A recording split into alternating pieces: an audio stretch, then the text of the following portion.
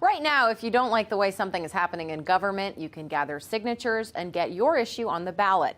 It happened in May, where voters decided to make more fair maps to avoid gerrymandering. Problem is, outside interests can and have exploited this by throwing money at campaigns that weren't organically started in Ohio.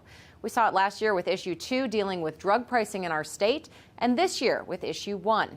Now, some House Republicans are working to put up roadblocks to avoid this, but it may also be keeping citizens out too. For the past century, Ohio voters have been able to evoke constitutional change through ballot initiatives. Ohio actually has a legacy of direct democracy. We are a representative democracy, meaning that we elect people who represent us, but we have for over 100 years had provisions in how the people of Ohio could place constitutional amendments on the ballot, and so that voters could decide on them directly. But that could soon change. Stuck in committee right now is Joint House Resolution 19. It aims to make citizen-initiated constitutional changes extremely difficult to get on the ballot.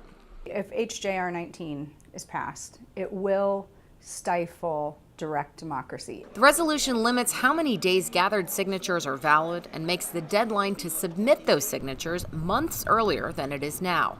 Those aren't the only roadblocks. We are raising the threshold from 50 to 60% as far as what it takes for it to pass once it hits the ballot. Representative Sarah LaTourette, who sponsors the bill, says the idea is to protect our Constitution from outside interests.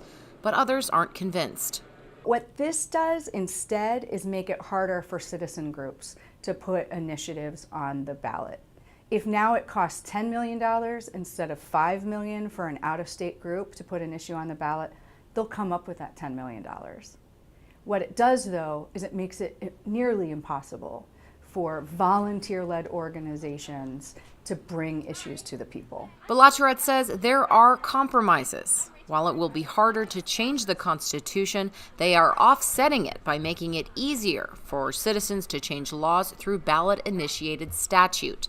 The new measure also reduces the number of signatures required to get on the ballot in the first place. We're trying to make sure that citizens feel like they're still very much a part of the process, and so we do have the entire second component of the resolution that makes it easier to initiate change through a statutory amendment.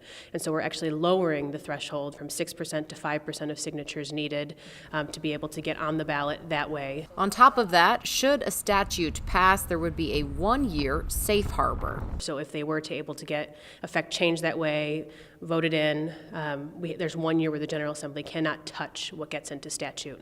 And that threshold is still only 50%. So while we are trying to make it more difficult to amend the Constitution, at the same time we are trying to make it easier for citizens to effect change through statute.